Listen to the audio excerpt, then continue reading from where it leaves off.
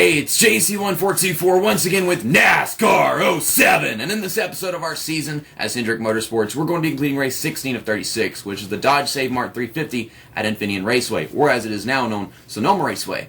In the last episode, we raced at Michigan, where Jeff Gordon won his fourth race of the season, and our teammate, the driver of the number 5 car, he died like a little past halfway through the race. I was racing as Jeff Gordon. I was like, okay, Jeff Gordon, go take a pit stop. And, well, when we got to the number 5 car, it was on its side sliding, and then it got destroyed like Ryan Newman's car in the 2020 Daytona 500. But Ryan Newman, no hate on him. He's winning the championship, king of the no-necks. Jimmy Johnson, a couple races ago, he, of course, DNF'd at Pocono, just vanished off the racetrack. So we're going to try to get the points lead back with him and get him his 4th win of the season. Kind of wish it was with Jeff Gordon for Sonoma because I guess he's pretty darn good at road courses. He has a specialty of his own. But we did that with Michigan. And that was more of a points thing. But I guess it's a points thing for Jimmy Johnson, too. Brian Vickers, 7th. And the driver of the 5 car is going to have a replacement. Now it's going to be Terry Labonte because he's not already in this game. And it couldn't be anybody else like Casey Mears or Mark Martin or something because they're already racing in the game themselves. They're going to stay in their 6 car and their 42 car and stuff like that.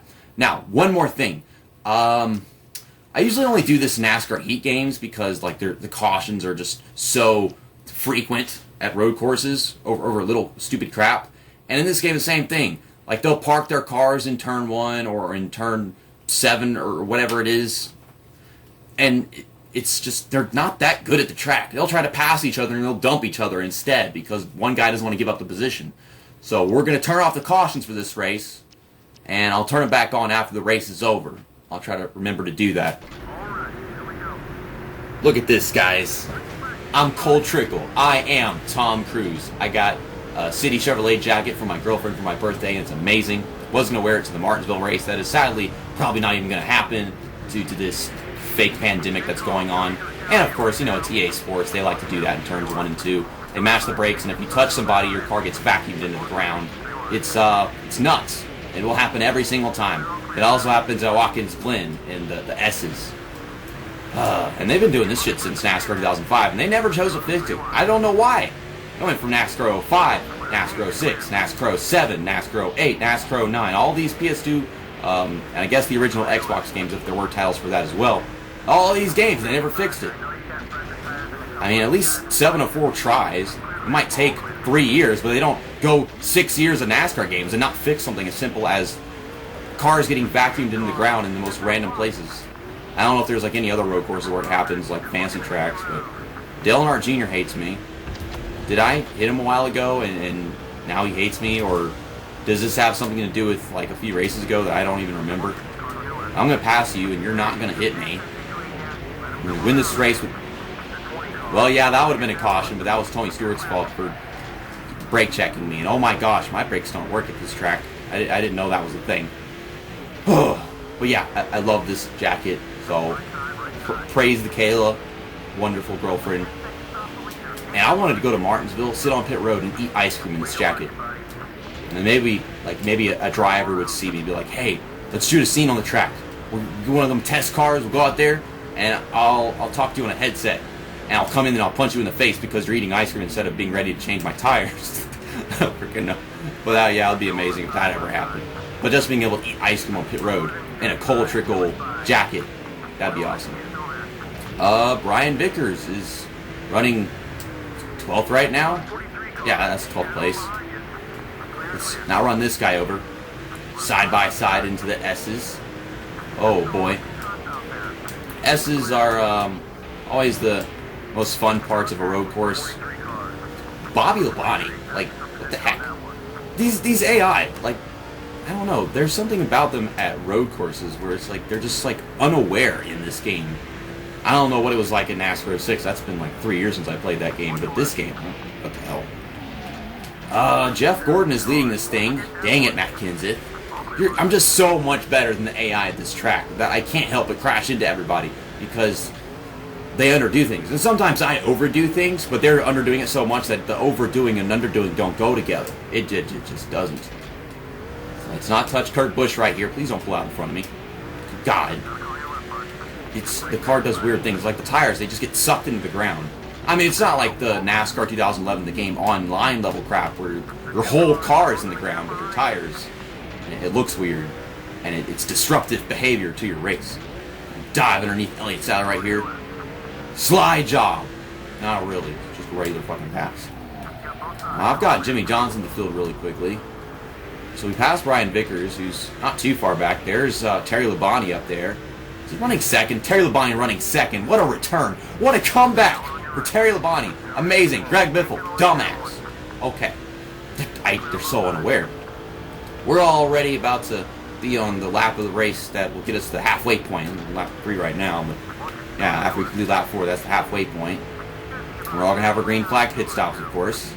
We're already gotten past halfway on fuel. Well, I didn't hit Ryan Newman, so that's nice. Coming up on Terry Labonte. Hi, how you doing? How's your off time been? What'd you do while you were gone?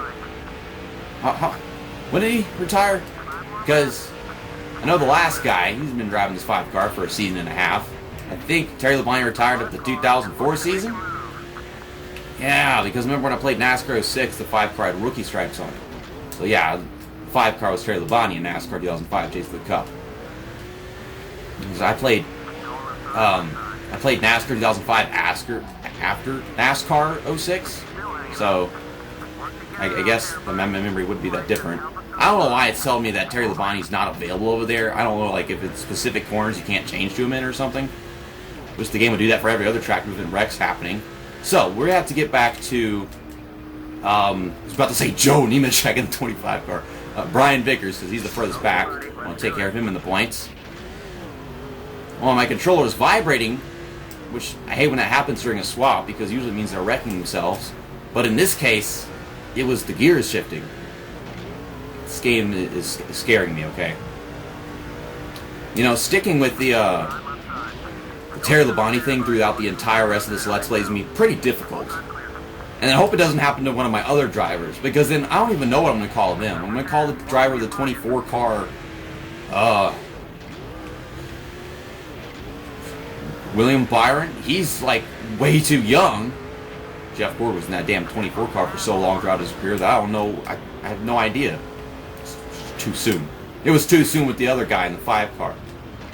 And if it happened to Jimmy Johnson is the only guy that I've known to drive the 48 car throughout my entire life, and he's still driving it these days. Before Jimmy Johnson on Hendrick Motorsports, there was no one in the 48 car. It's much easier with the 5 car. But I mean, if Brian Vickers, I mean, to be honest, I would love to stop calling the driver of the 25 car Brian Vickers, because Brian Vickers is just fucking worse. Yeah, then I can start calling Joe Nemechek. Just bring back a driver instead of getting a new one.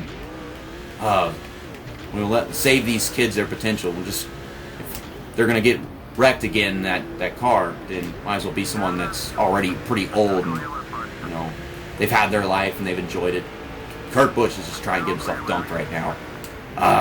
We're past the halfway point, and I guess we'll just switch to whichever one of my drivers comes off pit road first. And we could switch to Terry Labonte, do some driving as Terry Labonte for the first time. Oh my god. Brian Vickers' car is so tight. Getting low on fuel. I actually haven't gotten, like, the X for any of my drivers, so all my drivers are still out on the track. I guess we're going to have to make a green flag stop in this race. Hi, Dale Jarrett. I touched his car, and it tried to suck me to the ground. It couldn't even start. What the fuck was that? Okay, we'll drift ourselves to the rescue to keep ourselves from getting wrecked. What the fuck was that as well? These guys, they're just running me over. I just lost like fucking 3 seconds of time. But in reality, neither of those situations would have been a caution. It just has to be with Brian Vickers, the guy that's having the biggest struggle in this race as always. Oh my god, this car is tight. Could not make turn 7. We're going to take this thing down pit road. Might run out of gas first because it's flashing me, and whenever someone's flashing you, you start to run on empty. Can we get the damage thing off? Because there's Jimmy Johnson. I want I don't know how to put the map on. I'm just getting damage. Now it's flashing red instead of just orange and yellow. All my drivers going down pit road. I'm going to have to go down with them. Yeah, everyone is right now. Let's not speed in, though. Oh my gosh. I don't have to enter pit road that often, so I'm not used to doing it anymore. I don't think there's any NASCAR game I'm playing right now where I enter pit road because you have to go all the freaking stages and crap whenever you play the NASCAR Heat games. I don't know what to do. Okay, so we get 4 tires, full tank of fuel. But literally, NASCAR Heat 4, it's always pitting under the cautions of the stages. And then in NASCAR 07, I've got team control functions, so I just let them pit on their own. Next time we get to a game, a regular NASCAR game, NASCAR Thunder 2003. Oh my God, NASCAR Thunder 2003. Oh my God. I'm gonna get into that game and speed into pit road all season long. That's not good. 15.2 second stop. Awesome. We still lost so much time from Dale Jarrett, dickhead, and Elliott Sadler, douchebag. Or maybe Dale Jarrett's the douchebag and Elliott Sadler's the dickhead. You pick. I mean, I can't think of any time when Dale Jarrett was just not nice to any driver in particular on the track whenever they didn't deserve it. But I'm trying to remember, like, did anyone ever insult Dale Jarrett for doing something, and, like, what term did they use? Because I'm pretty sure Elliott Sadler's been insulted so many freaking times. Called a crybaby, and then there's Scott Riggs half the time of his life. I don't know how it passed by with Brian Vickers' car. There's so many turns where I could do it with another car, but I can't do it this one because it's so freaking tight. So many things it just doesn't want to do. I have to do so much more to get my car to do what even the AI cars do. I mean, they're not that good, but this car is so bad that I'm kind of on their level with this darn thing. If I started last Brian Vickers, it'd be quite questionable if I were to win the race with him. Oh my gosh, this is almost the last lap of the race. We're going to switch to Jimmy Johnson now. I don't want to not lead the last lap of the race. We got to get Jimmy Johnson his donuts. This just goes by so fast. It's only 8 laps, but it's a road course, so they cut it down, I guess, for the driver's sake. You figure they would try to make the road course races just as long as all the other races, but maybe less laps. So, I don't know, 150 laps? 120? Somewhere around there? They go for freaking 90 or whatever, Sonoma in reality. And, well, I would like to check in and see where my drivers are, but they don't have like a race ticker as they do in NASCAR 08 or 09. They got the thing on the map, but the map is really small. Jeff Gordon is like right behind us, 4th, 3rd. I don't think he's in 2nd. Terry Labonte? Oh my God, Terry Labonte lost a bunch of positions. I hate my life. Okay, and, well, we already know where Brian Vickers is. I'm getting them names right. Getting the names right. One of them changed. It's good. For the most part, this video is just meant for us to introduce the part of the season where we have to change the driver of the 5 car. And I got a new jacket. It's an awesome jacket. I got the Spider-Man jacket, and I've got my City Chevrolet jacket. Cole Trickle, Days of Thunder. Now, I'm going to do some donuts with Jimmy! Jimmy! Bouncing off the walls, like a Green Day song, but still. We will do this, even though there's no fans there. Terry Labonte started 1st place in his first race back. 21st. What happened, man? I thought you had it. Thought this was your comeback.